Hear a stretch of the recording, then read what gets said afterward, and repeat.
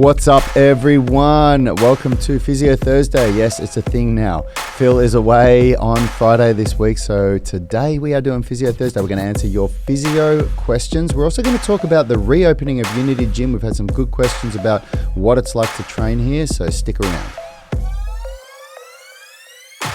What's up, everyone? My name is Rad Burmeister. I am the co-founder of Unity Gym and co-creator of the UMS, the Unified Movement System, where we turn driven people into superhumans.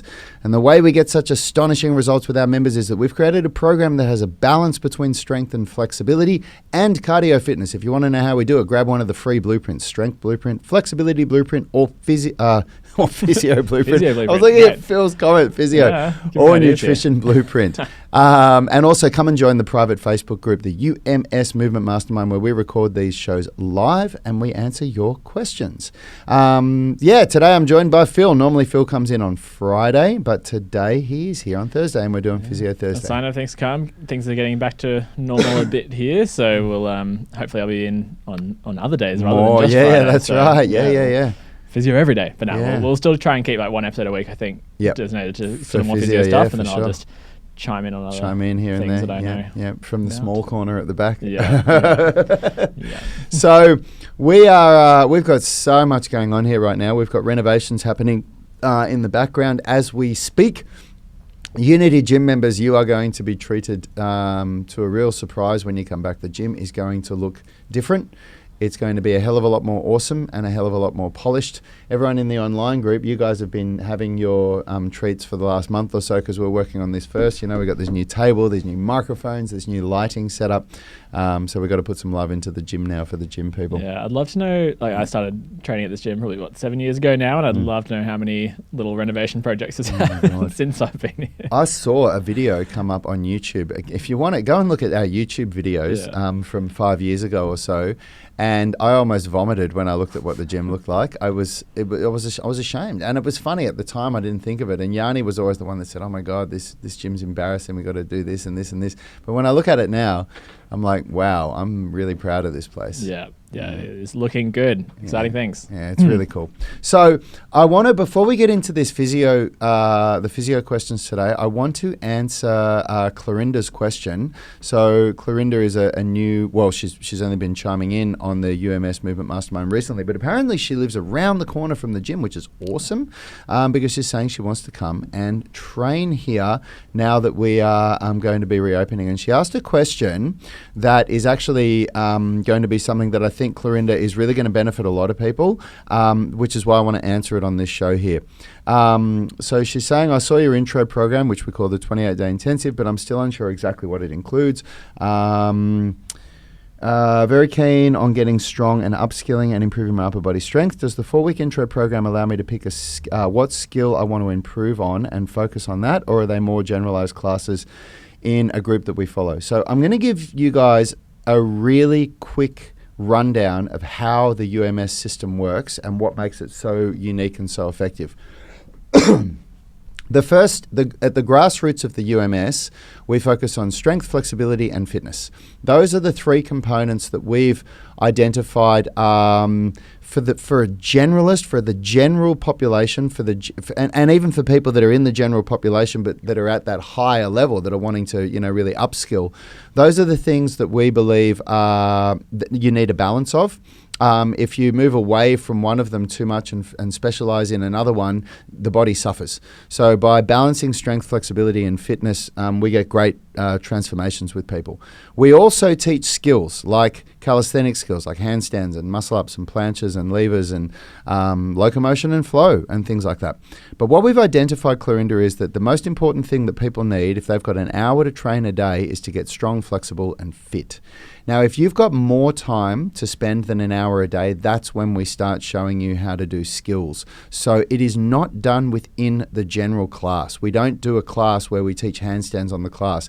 We've tried doing that, and all it does is create a process that doesn't deliver great results in any area. And what we decided was that we wanted our classes to be something where if you turned up to those classes and you did nothing else but turn up to those 1 hour classes, you would see some serious improvement in the markers that we've identified: strength, flexibility, and fitness. And you will. And this is really like reflected a change in your training, like where you used to just hammer skills and skills and skills. Massive. And then you made the shift, like, no, if I'm strong enough and flexible enough, then these skills will become easy. And it's been interesting to watch your change in training over time. Yeah, and that came from a lot of trial and error. That wasn't something that I just decided. That was something that we tried and tested for a very, very long time, and it didn't deliver the results that I wanted.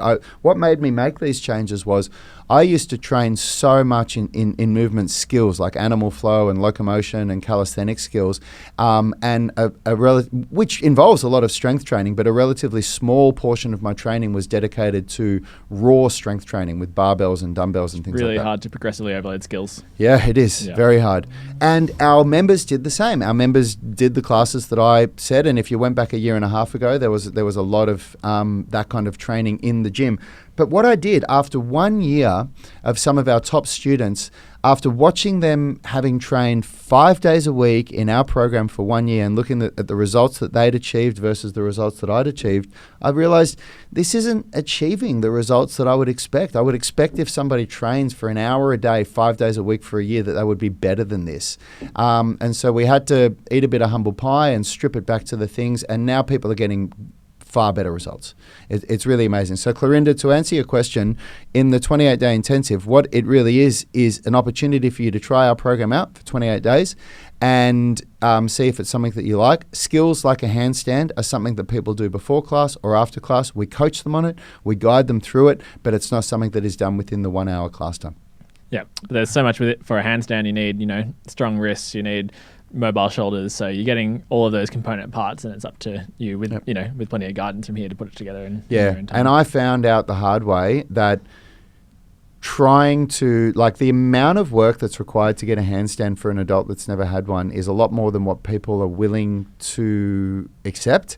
And I tried going the route of, I'm going to prioritize handstands over anything else. And I got it quicker than I would have if I did it a different way, but my body suffered in other areas. You lose strength, you lose flexibility, you lose fitness, and you become, relatively specialized in your training. And I don't believe that that's the right way to do it. It's not what I want to do. Like, if there are places that will teach you just how to do handstands, and I know people that go there, but they suffer. They suffer in other areas for it, and they become, hand balancing specialists, and it's not what we want. It's not what we want to do here. The handstand is just a way of expressing the strength and the physical capabilities that we work on here. It's not the reason why we train here. Yeah, definitely. I think we brought this up before, but I remember the one time that really made this very clear that if you have a certain level of strength, then a lot of these things become easy, was watching Sebastian Oreb when he was training in the gym. And it was like when Casey was still here and you guys were practicing like the flag. Yeah, and I remember it. I'll never forget it. That was a big moment for me. Yeah, Bass was benching about probably 200 kilos or so at the time. And he's a power lifter. He's a power lifter, and he's couldn't be more specialized as a power lifter. Extremely specialized towards powerlifting. Had never done any of this calisthenics stuff before. He's like, I wonder if I could do that, and then just gets up into this, perfect gym and flag, perfect, and was having a conversation with us while he was in it. He was like, "Is this it? Is this what you're meant to do?" And I was like, "Fuck, man!" Yeah. And no matter how much you practice just the flag itself, progressions, I couldn't get it. Because you can't progressively overload to get that much stronger from it, because you can't spend the adequate time there. Yeah, but you can't. Coming in with that base level of strength, he's able to just be like. Yeah. And then the same things happened with my handstands. Since I did this shoulder injury, I completely stopped doing handstand training and focused on rehabilitating my shoulder. And now that my shoulder's better, just focusing on getting as strong as I possibly can in my upper body, after identifying that was a weakness in my body, and my handstands are better. When I play around, like, I won't do a handstand for a month or so, and then I'll jump up, and it takes me a couple of times to get up because I haven't practiced it. But once I get up, I hold it better than I used to. So I'm going to start incorporating handstands back in my training again. But yeah, I hope that answers your question, Clorinda. And I guarantee you that this is the better way to train if you've only got an hour to train, unless you are willing to say, I want to learn handstands at the cost of everything else. And if you want to do that, then this isn't the best way to train. You do the handstand masterclass that we've got online, and we've got the course right there for you. But that takes about 45 minutes, maybe an hour a day to do, and you can do that if you want. The learnings are there for you, but it's not the way that we like to get people moving at Unity Gym. So that away, I hope that answered some questions. If anyone is listening and does want to come and join Unity Gym, we have very limited spaces at the moment because we can only have 10 people per class. The mornings are almost fully booked, so get in quick if you want to come and train with us here, because it's going to be booked out pretty quick. But Phil, you've got a good physio question now, huh? Yeah, I think it's been pretty light on physio questions this week. People seem to, must have figured out how how to take care of themselves. Become invincible and stop themselves from getting injured, so that's good news.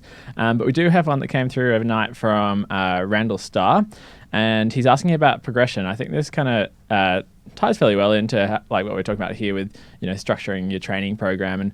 And basically he says he's looking into phase 4, and he doesn't know how much of it he'll be able to accomplish movement-wise, as he's still struggling with test the water movement, even after hip strengthening, a lot of hip work and strengthening, because he's got hip osteoarthritis and finds that. So I guess that's a test the water movement. And he's got the ability to go back to the gym now, so he can join the online coaching program as he really misses weight work.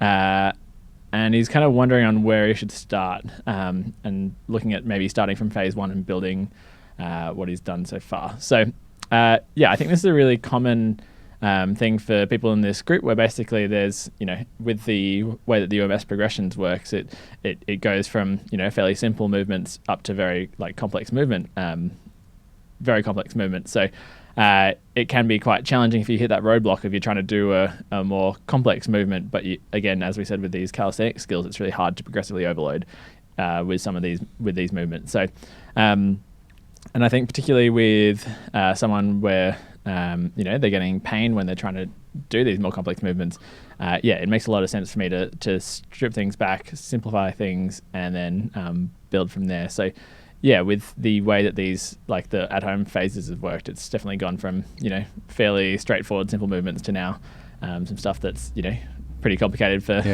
some people. The tiger push-ups and everything can be pretty rough, but there's more, with the way in which you can progress movement, you can go, either into more complex movements that is building in a wider variety of challenges, or you can progressively overload the simple movement and get more reps in, add weight to it. So there's different ways in which you can do it. And I think for you, especially if you've got an injury that you got to deal with, then going back and just building up the strength around simple movements is a really great way to start.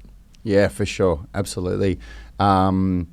Look, the UMS Foundations program is so good for that. It's what it's designed for, and it's really awesome. But that said, I just finished filming all the animal flow movements yesterday, and they're not very leg heavy, to be honest. Test the Water is by far the most intense locomotion animal flow type movement for the legs that is in that program. There's a few things that'll be challenging, but often with osteoarthritis, it's like part of it is how much kind of weight you're putting through it, but often part of it is just the positions you're getting yourself into. And because animal flow generally explores pretty complex and large ranges of motion and in kind of planes that you're sort of not used to, it can be something that's a bit aggravating. And it's definitely something to try and work towards. And ideally, you'd be able to kind of go through a progressions of animal flow where it goes from simple to complex. I guess with trying to figure out an osteoarthritis issue that's been sticking around for a while, kind of simple is often better because it's easier to control the aggravating and avoid the aggravating sort of positions, and really strengthen up within a lower pain range, and then build up strength from there. So. Yeah, for sure. I mean, that's it's funny because only a few years ago when you used to speak like that, I was all ears, and I really needed to hear it and try to understand and I always used to have to think about how do I relate this to whatever injuries I'm dealing with. But because you've been drumming that, beating that drum with me for so long now, I kind of tune out because it just seems so simple to me now. And so, it really is when you have an injury, for the majority of injuries that I'm seeing you're giving advice for, it's just about that load management. And when it comes to bodyweight training, it's about managing that complexity of the load. So So what do you think would your advice be for Randall, that he just tries to do the foundations program, or what would you I think say? the foundations program is obviously a really good one. You've got very, on the spectrum of complexity, they're much more simple movements that you can really start to get those right, and you can start to progressively overload those. And then as you build up that base layer of strength, and that's going to, and probably with this sort of hip issue that he's got going on, some slightly more targeted, it sounds like he's done some strength work, like targeted this hip before, but clearly that hasn't worked. But we know it's the way to go for osteoarthritis management. So is general strengthening.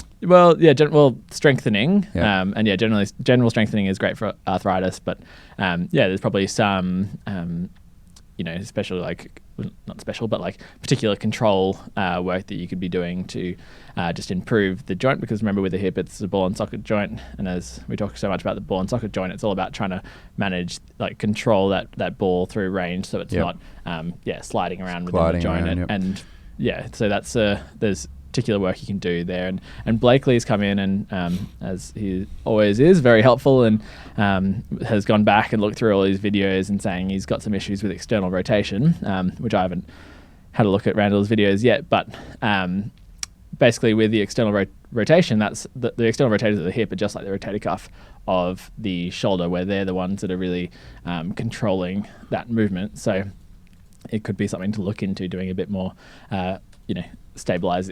hip stabilizing work through there. I think while we're on the topic of arthritis as well, I think it's a good idea just to try and get out, help you guys understand that often people sort of just refer to arthritis, but really there's lots of different types of arthritis, and the management really differs. Like the two big ones are osteoarthritis and rheumatoid arthritis, and they're just like wildly different conditions, and advice for osteoarthritis is often not as relevant for rheumatoid, and the reason there is rheumatoid arthritis is a systemic inflammatory condition that's kind of an autoimmune issue, where your body actually starts to attack itself and degrade the cartilage, whereas osteoarthritis is generally more about the kind of inappropriate loading and through life, which can be it's usually a lack of movement thing, because you haven't conditioned your structures to load, and it's often especially with weight bearing joints like your knees or your hips are more of a weight, because it's weight bearing, often becoming overweight, and those that can influence it. So it's really important to understand when we talk about arthritis. It's really key to know what you're talking, which one you're talking about, because there's osteoarthritis, there's post-traumatic arthritis after a particular injury, there's spondyloarthritis, which is kind of part of that autoimmune stuff, which is a whole other thing, and then there's also kind of gout is also kind of thought of as an arthritis sometimes and that's more of a it's uric crystals which build up, which is kind of a dietary thing, and so there's and infections. So there's a bunch of different types of arthritis. So it's really key when we say it here, we're talking about osteoarthritis particularly. So for anyone out there, if you're not sure, if you know you have it but you're not sure which type, then it's kind of important to know what we're dealing with. Yeah, for sure. And also, Randall, you say that you've gone down the path of trying to strengthen it before and it wasn't effective for you. A lot of people say, I've tried this and it didn't work, but it, just like what Phil said then, understanding exactly what the treatment that you should be doing, what kind of exercises you should be doing, is often an issue that people have. So people say, I've tried this, but maybe you weren't doing it right. And then another thing is, people often say to me, I've tried weightlifting to achieve this result and it didn't work for me, or resistance training or whatever it is. But when myself as a coach, when I look at what they're doing it so poorly that there's just no way that they would achieve the result that they wanted. And with a few corrections of understanding, the correct form for the right exercise, the correct load management, which often for people means lifting a hell of a lot of a lighter weight, then they get a great result. And then when they start to understand how overload, progressive overload really works, and how it takes time, and you build on it, they get great results. So don't feel like, I've tried this, it didn't work. What am I going to do? There's so much to be said for general exercise. If you can go in and do kind of non-specific things, you're going to that's good. But when it comes to things like this, some of the specifics really matter.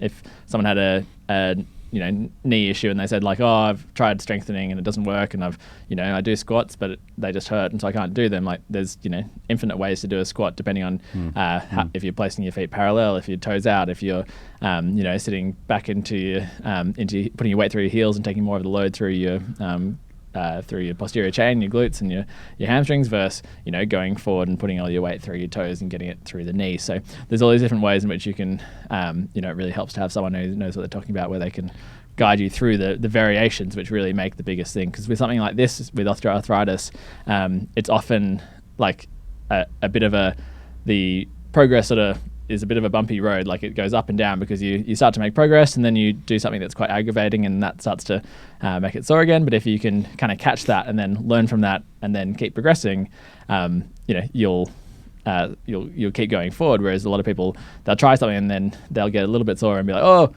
this is bad for me, it doesn't work. And it's just so important to understand that it's a process. It's not always going to go smoothly, but it's like you've got to keep learning and keep moving forward. Yeah, and I'd even like to go, another step further to say the importance of working with an expert like yourself. And I'm saying like Phil, not like me. I mean, I am a movement expert. I can, write great programs and teach you how to become strong, flexible, and fit and learn skills. But when it comes to injury management and rehabilitation of things that I haven't personally dealt with, I am not even close to being an expert. And I can think of, besides what, how you helped me with my shoulder, but I can think of with Richard, what was going on with his knees. You guys might not know this, but for how long was it, Richie? Over a year that you were dealing with that knee pain? Like over a year. And he was so frustrated. And Richard is a very smart dude. He does a lot of research, and he's been a personal trainer for over 7 years now. And he's as fanatical as I am about his health and fitness. He trains every day. He eats very good food, and he had this knee pain, this patella pain behind his kneecap, and it got really bad when he was squatting. And he tried so much on his own. He did so much research. He looked at all these physio channels. He tried X, Y, and Z. And I remember talking to him through his frustration, and I was saying, "Have you tried this?" And he went, "I've tried that, man." And he said, "Have you tried this?" And he tried it all. But then when he went and saw you, he did a little bit of work with you, and you told him a few things of how to squat differently. And then however many months later, the most recent thing I saw of him was, oh man, it feels so good to be squatting heavy and not have knee pain again. And he's squatting well over 120 or 140 kilos or whatever it was, without having seen you, even with all of his expertise and all of my expertise. And I'm saying this because you guys that are watching this show, you come to me for advice. Like, I know so much more than the average person does, but if I've got an injury that I'm not dealing with, that's not getting better, I will always go and see someone like Phil. And so much of what you get from someone like Phil, this is why he does these online consultations, it's not about hands-on. It's not about getting a massage. It's not about getting a manipulation. It's about assessing movement patterns and being told, okay, I want you to squat to this angle with your weight over here and your toes turned out like that. And I wouldn't be able to tell you that myself. I don't know that stuff. Yeah, it's the body is like exceptionally complicated, and the kind of great thing is that a lot of the time really simple things work if you're consistent with your training, if you're consistent with good eating, all these things. Like simplicity really works for the body, but there are some times when you have particular conditions that it's just the details really matter, like the difference between resting an acute injury for a little while and then optimal loading and then getting back to it versus a tendinopathy where resting becomes the worst thing you can do. So it's just so important to understand that there's simplicity is good, do the basics really well, but then when there's something that's not working, you've got to try and find that specific thing that really matters. Yep. So William Wong here, he's got one of our favourite questions. I have golfer's elbow and shoulder impingement on and off for over 2 years. Been seeing physio on and off for a year. Going back to play tennis and volleyball hasn't helped. Been really frustrating too. It hinders a lot of the exercises that I can do, what the UMS is offering. Yeah, man, it's it's as we've talked about. I think I've talked to about William's questions in one of my 3 p.m. Sessions that I'm doing Tuesday, Wednesday, Thursday, Australian Eastern Standard Time. So tune in if you want more physio chat. But yeah, golfer's elbow. Yeah, it's really a very finicky thing to get on top of, because, and I think just looking at what your the few things that you've said here is like, you want to be playing tennis, you want to be playing volleyball, you're doing things in the gym, and all of these things will, plus just general life, picking things up, carrying heavy shopping bags, all of these things are really, impacting the load on on your tendon. So it's like load management. We say it a lot as it's all about load management, but load management is a really complex thing, especially for something like the golfer's elbow, because you've got to figure out not only you may be getting some physio exercises, but how does that then fit in with everything else that your forearm has to do? And that's where it gets quite tricky with something like golfer's elbow. But the thing to keep in mind with with the physio, often if you go and see a physio once and then maybe they give you a few exercises, if you only do these exercises and you don't progress them, then you stop giving it adequate stimulus to adapt, and therefore it may not ever get to that kind of threshold where things really start to improve. And so I find it a really tricky thing as a physio to figure out how much to get people to come back. I'm definitely on the kind of, I want to get it done in the least amount of appointments possible, and often I'm sending emails and follow-ups instead of getting people to come back in, because I feel really strongly that I've been sort of burnt as a patient before, where you feel like you're just kind of getting milked a bit, where physios tell you to come back in every week for forever. So that's a kind of tricky thing. But what I think is so important is that seeing a physio doesn't mean that you've got the best possible program and followed it perfectly. There's a lot of variety. If you went and saw a physio and they just got in and did a few electrical zaps and a bit of friction massage, that's seeing a physio. But so physio is not a treatment in itself, but a profession who's giving you advice and on exercise. So you probably could be doing things slightly better. It's good that you've seen the video and you're starting to do those exercises, but yeah, it's a tricky one to actually get golfer's elbow retraining right. It really needs consistency, progressive overload, and the longer you've had it, generally the more recalcitrant and tough it is to actually get rid of it. So my personal experience with golfer's elbow, and Phil may agree or disagree with me on this, but the only way that I was able to get rid of it was that I made it my priority, which means that everything else that I enjoyed about training that aggravated golfer's elbow took a back seat. And I didn't stop training. I absolutely did not stop training. And I pivoted, for example, just as an example, I got my golfer's elbow from working towards a one-arm pull-up, and all of a sudden couldn't do any pull-ups whatsoever. But what I found was that I could still hang and do scapular pull-ins. As long as I wasn't bending the elbow, I was fine. So that was what my pulling work was. My pulling work became, I started with bilateral, and then I moved to unilateral, and I became very, very strong at single arm pull-ins, scapular pull-ins over that 18-month period. But for me, that was the only way I was able to fix it, was to really go, okay, this is what I'm working on, and everything else is going to be tailored around this injury. Yeah, and again, it is one of those things where we're looking for that, start from the kind of below threshold and then build up consistently, and that's really hard to do, especially with golf elbow, for the reasons that I've just said.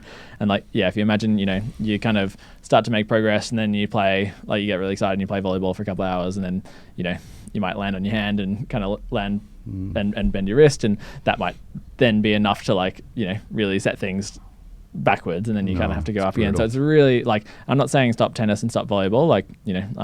I'm obsessed with beach volleyball and I can't get enough, and it's really hard but it's really hard with these team sports and less controlled sports to fit that into kind of progressive overload principles. Yeah, so for sure. It's a tricky one. Yep. Just before we do kind of move on, I really wanted to talk about with osteoarthritis some kind of common misconceptions about it. And just so you know, I've got an appointment that I'm going to have to leave in 5 minutes, so you Sweet. can but you can finish up if you need more time. Yeah, no, I just wanted to make it because we're just talking about how exercise is really important here, and often people sort of think that arthritis is sort of a wear and tear thing, and therefore movement equals bad. I just wanted to make this quick point that this is one of the most researched parts of physio, and it really is quite clear that by building up strength around a joint is the best thing you can do for arthritis. Because, if you imagine those passive structures and active structures that I talk about often, basically your bones, your ligaments, and your cartilage are all there as kind of your backup passive support structures, and when you build up the muscles around a joint, it's going to control those structures. It's going to build that dynamic scaffolding, so that when you move, that everything's going to move together nicely, and you won't be relying on those passive structures to hold things in place. So it's just so key to understand that with arthritis, like the more strengthening you can do around the joint, the better. And even if you end up after getting 3 second opinions, do end up getting a surgery or joint replacement or something, the more strengthening you can do before that injury, the better. And a lot of surgery research now is kind of showing that it's like one of the reasons it works is because it forces people to take their rehab seriously and do 12 weeks of strengthening. So just really wanted to get that message across that strength matters and imaging often doesn't. Yeah. Love it. Yeah. All right, team. Thanks for tuning in today. We will see you tomorrow for the last deload workout of phase 3 and hopefully another movement mastermind chat here. And look out for, we're going to do a video showing you all the amazing work that we've done on the gym soon. You'll be able to see it all. I'm keen to step outside and see what the builders are working on right now. Very exciting, guys. Thanks everyone for tuning in, and thanks for the love, as always. We'll see you soon. Health is about performance, not just body image. You better be willing to accept what you're going to have to do to get there. We'll start focusing on movement goals, strength goals, flexibility goals. When you nail that skill, it's there forever. The body image goal doesn't get you that It's far. the consistency and frequency that's going to get you there. It's not the intensity. There's no shortcuts to mastery and movement. Destination doesn't change overnight, but your direction will. The gym is not the place to beat up the body that you hate. It's the place to build the body that you love. We are the gym that teaches people how to move instead of just exercise, because we believe that health is about performance, not just body image.